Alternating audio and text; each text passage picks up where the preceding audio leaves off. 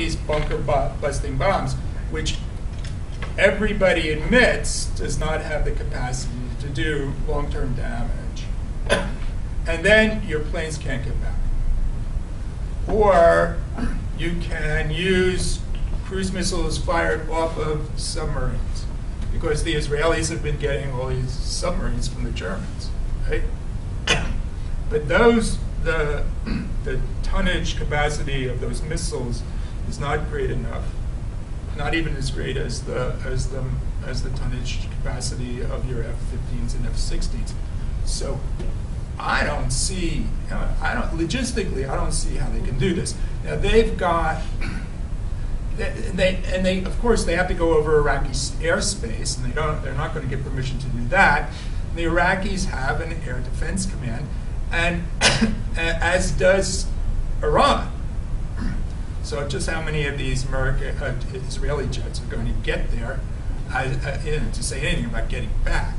But I think also there's an issue of of the fact that the more the Israelis push this, the more there's a recognition on the part of Congress, even though they were dependent on AIPAC money, that there's a difference in interests, that you're acting in a way that the Americans can clearly see is against their long-term interests, because they don't want to get into a war with Iran. They don't want to have to deal with the closed Strait of Hormuz. They don't want to have to do any of that stuff. And if the Israelis do this, it's the beginning of the end of the U.S.-Israeli relationship. It's the beginning of the end. It would be irrational in so many ways. Also, we're here talking about the Arab Spring and the popular unrest throughout the Arab world. Thus far, Israel has been very fortunate. The protests throughout the Arab world really haven't had an anti-Israel bent, so to speak. It's been focused primarily on the domestic regimes. But if they were to launch an attack on Iran, that could change. All of these protests we've seen thus far could suddenly take on a very anti-Israel, anti-U.S. bent, something you would think Israel would not want to see. There's a Sunni-Shiite deal. Right? I mean, that sort of chastens that potential. Mm-hmm. However, the other thing is that, Iran has proxies at Hezbollah, and Hezbollah has over 100,000, is estimated over 100,000 missiles, and if they let all of them fly at one time, I mean, Tel Aviv is going to look like, it's going to look like, like some Yemeni city. Economically, it would be a disaster for the Western world. Yeah, no question about it. Oil prices would escalate right when we're on the verge of a supposed recovery. I see some hands back here, but I'll make one quick comment, which is, it actually, depending on the outcome of the presidential election, there is a substantial portion of the American voter population that thinks that Israel needs to be protected at all costs. And so I just wonder how hard they're watching that to decide whether it's okay to go and launch strikes against Iran or not. What was that guy going to say up there? I was actually wondering about comments on recently a nuclear physicist in Iran was bombed and killed. Yep. And but we deny all allegations, of course. Do you know any lead causes, or if this could have involved them running? I don't think there's any doubt that the Americans and the Israelis are in cahoots doing this. There have been several such assassinations. I don't think there's any doubt. And brings the question on who's the aggressor in this situation. We are. And in terms of Iranian nuclear development, there is no evidence that the Iranians have developed or are in the process of developing nuclear weapons. Every national security agency review, it's where 14 U.S. intelligence agencies get together, pool their resources to do a review on a specific subject. there's been 2 of these on Iran, and in both cases, and the last one was 2010, I think. In both cases, they said there's no evidence that they're doing this. Now, I'll tell you what they are doing, okay? Because my wife speaks Farsi, and she has all these contacts in Iran, and I talk to Press TV, and, well, who knows, what they're telling me. But this is what they're doing, okay? What they want is they want all the components of a nuclear weapon on a shelf. Okay? And not just one, but to say 6 or 7. They want all those things on a shelf. So that if, in fact, they are seriously threatened, just pull it off the shelf, put it together, pop it on the top of a missile, and there you have a nuclear deterrent. And they honestly and truly feel that they need that, and I agree with them. If you look at the axis of evil, what do you got? You got North Korea, Iraq, and Iran. Of those 3, which one has not been invaded or threatened with invasion? The one with North Korea. So if I can figure that out, so can the Iranians. So they're not going to produce nuclear weapons, but they are going to produce all the components so that if necessary, they can put it together really fast. And that's what they're aiming at. I would say that in a totally different way, but I still come to the same conclusion, so we'll just leave it alone. Yeah. Mike, it's true. Mike, did you ever hand up there when we were going to go? My question was more so with since we're talking about democratization in Egypt, do you think it's going to actually now go in a different method than, like I said, as we're talking about the debate of what is democracy? Will we have something like with Hamas? It's a democratically elected, but we're not going to officially see it as something democratic. We'll call them terrorists.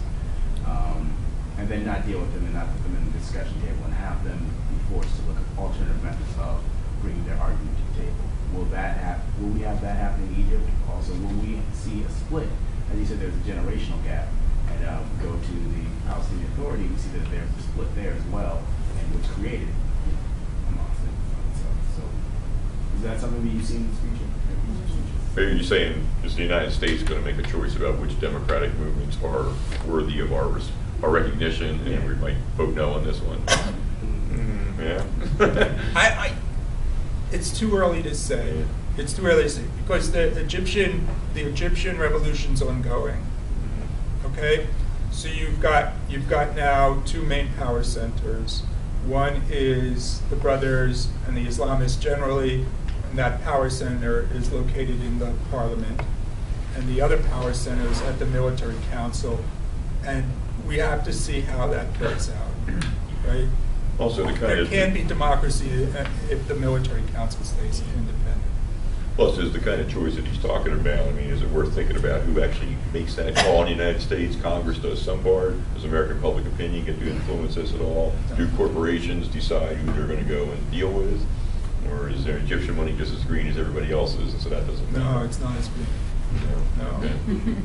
It's Whatever color it is. Yeah, it's hard to know. It's hard to know who makes these decisions, but basically, up until now, major policy formulation has been influenced by special interests. Right, but acting on Congress or? Acting on the Congress and the political parties, and through the political parties on the executive branch. Yeah, okay.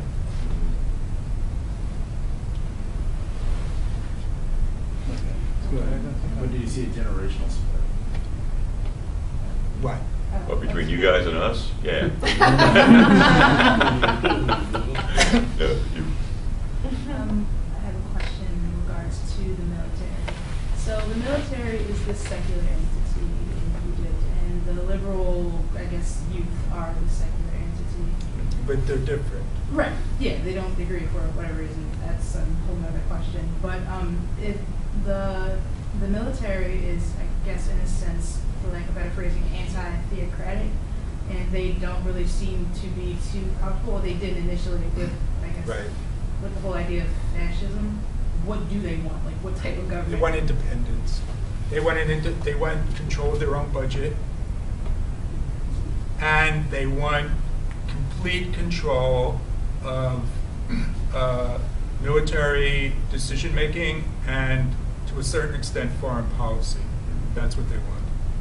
And probably internally also promotions, and so who gets Right, to be right. in other words, you have to go control, reproduce. Yeah, they want to leadership. control it. They want to Yeah. control all aspects of of military operations, including they want a budget that is not reviewable by the parliament. And of course, they want some measure of domestic stability also. Like, what type of government system would you like to see in place? I don't care. As long as they get their power. As long as they get that deal, in other words, you want a democracy, you want to play it being in a parliament, you can do that all day. They don't care, as long as they have those criteria met. I mean, on a specific item you just mentioned about the budget review, I'm thinking the CIA has a budget that doesn't get reviewed, and does it matter who's in charge of the government as long as that stays in place? Technically, there's a congressional committee that reviews those funds, but who knows? But whoever gets to go and double check the committee's work, right? And so here's a way, for example, that comparison, just to give you a sense of how they might try to make like kind of a deal with the parliament, whoever's in the parliament, assuming it's Islamists. And the way that the military finally went back to the barracks in Chile was that they wrote themselves into the Constitution. So this was not negotiable, right? This is in the Constitution, that they would get 10% of the copper profits all the time for the military to do whatever they need. Bigger pensions, bigger salaries, more guys. No, the guys are comply with the parliament, so that's not true. But, so what do they do with this money? And of course, copper shot through the roof. The cost of, the price of copper is way up. We know that oil is not likely to decline greatly in the near future. So, for example, that might be a way in which they maintain their economic strength down the road, and they also then apparently cede power for the democratic play, right? But they come out with what they want. So just to give you an example of how that could happen, and we probably won't know about it. Like, that's not going to be in the headlines, right? That'll be their internal deal. So like diversifying Larry will their probably know about it. portfolio. Right. So what are they like, diversifying their stock portfolio, putting their money in different You got it. positions? Yes. So to speak. They want to have it good for themselves and their future. Now, the Muslim Brotherhood leaders at this point say no, they won't go along with that. But They might not have a choice. well, yeah, I mean they might not have a choice. At some point in time, you have to make a decision as to how far you want to push this. Now, it's interesting that in all of these protests so far, the military, I'm more talking about the privates, the corporals, the sergeants, are in their barracks. Since the first round of protests in Tahrir Square, the military has not been on the streets. Okay, so all this business that's going on has been basically a weaponized police units that have been up against these protesters. The question is how reliable, how loyal are the troops to the officer corps? Because it's a draft army. These young men are taken from a broad range of the Egyptian population. They're representative of the Egyptian population, and they're not. And the question is, whose side will they really be on if there's some sort of civil war? And I don't think the Egyptian officer corps is sure on that. So, and I think the brothers, they're very representative. So you've got people in the military, the ranks, who are Muslim brothers. So it's complicated. That's why it's kind of important in terms of like not resolving quickly. Is you can see why, you know, like there's a lot of different processes that are going on and overlapping, and it's a lot of it's probably better that it not happen fast, you know, like. You know, and I feel like, I mean, we're sitting here doing a pretty good job of trying to figure this out, talking in terms of interest groups and all the rest of that. I recently had the opportunity to give advice to somebody, an American who's in the U.S. Army and is going to be stationed over in Djibouti, and he said, "What should I know?"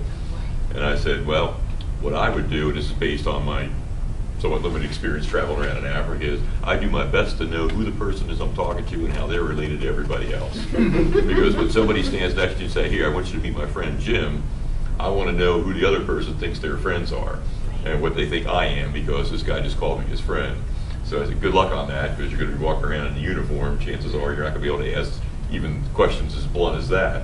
But that's what you should try to figure out is, you know, how are the families related to each other, and, you know, who's been in business with each other, who went to high school with each other, or whatever the equivalents are. So that's probably a lot of what's going to, when you talk about what the rank and file in the Army are going to do, yeah, they're supposed to follow their officers, but, you know, their family members are involved with the Muslim Brotherhood, their parents had whatever experience they had. Good luck figuring that out.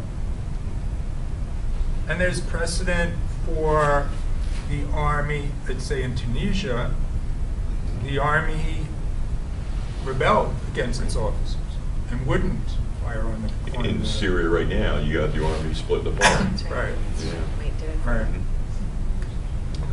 Though my feeling in Syria is that if without any other complications, that the Assad regime is durable, that they'll stay. But I don't know. You never know. Don't quote me. That's a camera over there. Camera. We're gonna- Yes. Nick, what were you going to say? So one of the big things since Tunisia and Egypt is kind of the ripple effect that has kind of gone throughout most of Europe, and now with the Occupy movement in the U.S., and now the Occupy movement is kind of rippled out as well.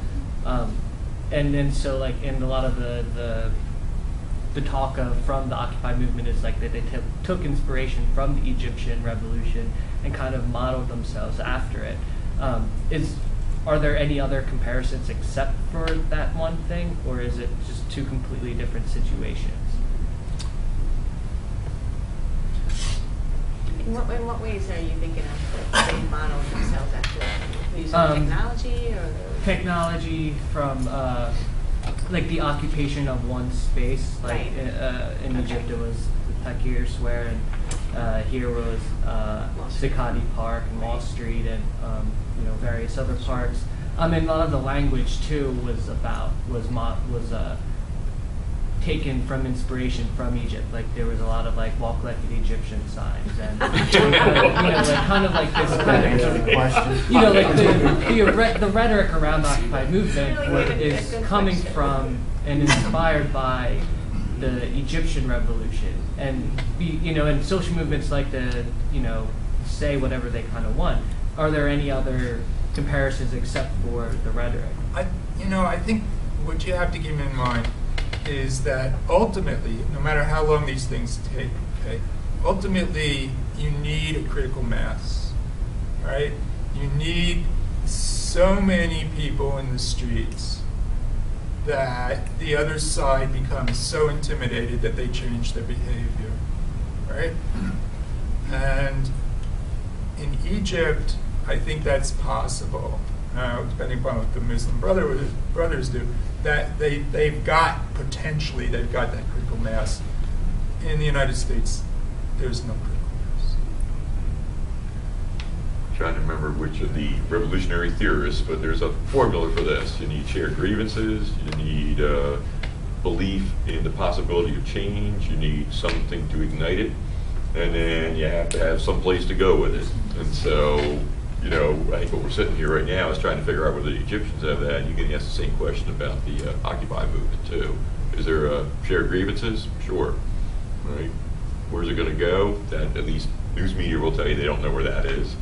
All right. And as far as the thing to ignite it, well, you know, we don't have to see anybody do what they did in Tunisia, but, you know, it might take something like that, you know, to go get a whole bunch to get that critical mass. You know, I think that, I think it's really difficult in terms of, there's actually lots of precedents for social movements within the United States, right? We don't need to look to, you know, last week in Egypt for how this could work, but they were a long time ago, you know, like, and there's been this kind of, the 90s and the prosperity and the complacency, particularly of the millennials, you guys, this is really new, like, you know, and going out, and it's really hard. And so in terms of the sacrifice that's required for a social movement, that's going to be really hard to see happening especially among youth in the United States, because this is the beginning, right? This is just the beginning. I think that there's really important pieces to be drawn out of it that might be drawn into other political directions. I imagine parties are going to try to, you know, kind of, what's the word, co-opt it. Mm-hmm. That's already, you're seeing that, you know, like Mitt Romney talking about caring about Occupy. How? You know, like, anyway.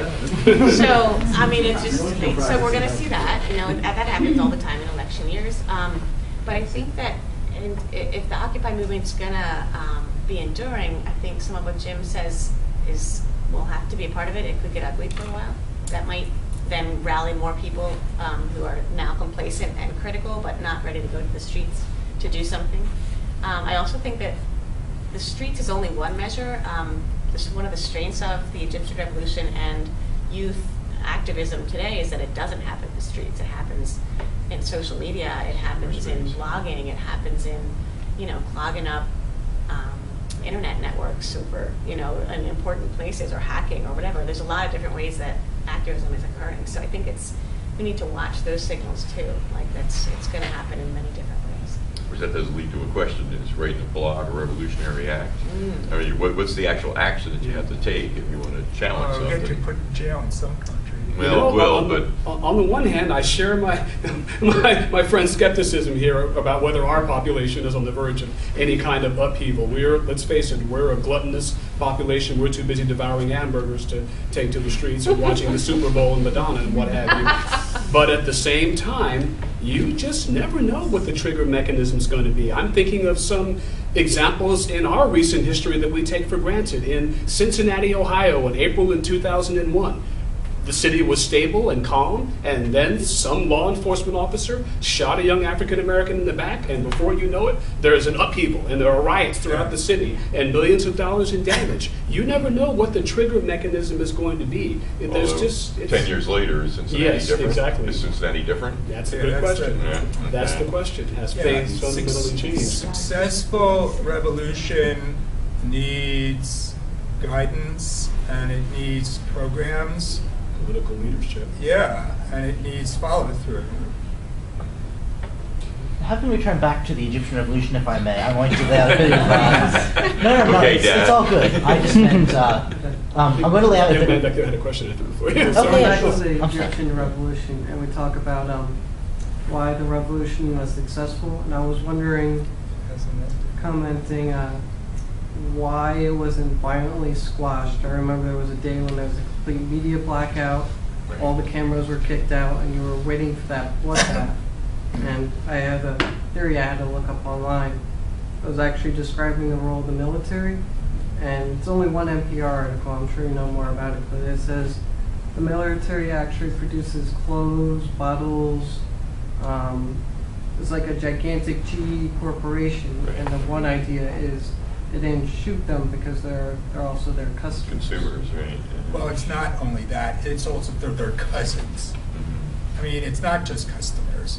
It's that if you had given an order to those troops to fire on those crowds, it was, the officer corps was pretty sure that they wouldn't do it. Okay? So you don't give the order. Right? You just tell the troops to try to maintain a certain parameter or barrier. You don't want this thing spreading into the city at large. Just keep the crowds in a certain region, and that's what they did. Right? And they left the dirty work to the police. right? Not all the police, just certain divisions of the police, okay? This is the Who guys are- on the horses with the clubs Yeah, and all that, yeah. who are, you know, there's special units, and they are reliable, they will do this sort of thing. And that's the dilemma for the Egyptian military, because they don't trust their troops. I mean, once upon a time, going back a century, but the Egyptian military is pretty much organized that folks from the south would serve up in the north, people in the north would serve in the south, and Yeah, you yeah. kind of count on them to go shoot in the crowds if you ask them to do it, to order them to do it. Yeah. But I guess the population's pretty dense up around the north, and you can't Yeah, build up an no. Egyptian-sized army by using people from outside of Cairo anymore. No, the Turks did that too. Right, lots of people have done that, yeah.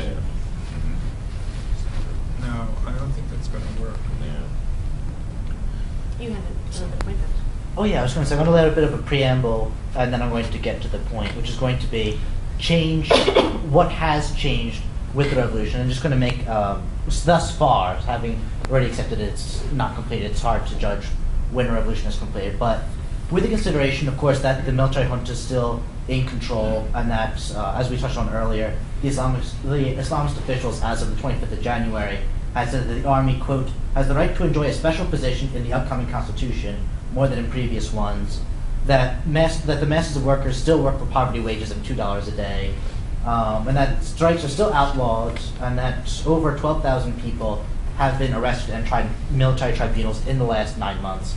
And a lot of the military is still composed of the same officials as we've been facing the last several decades under Mubarak. What really has changed, if anything has changed thus far, and if Oh, I not, think why do we call it a lot- revolution? I think a lot has changed. Expectations have changed. There's no going back for Egypt to a military dictatorship. That's simply not going to happen. Okay? So the expectations of the Egyptian people are much different than they were a year or two ago. There is now a parliament, there is the precedent of elections, and there is the requirement that the military negotiate with this parliament for their special position. And that means that they're going to have to give something to get something.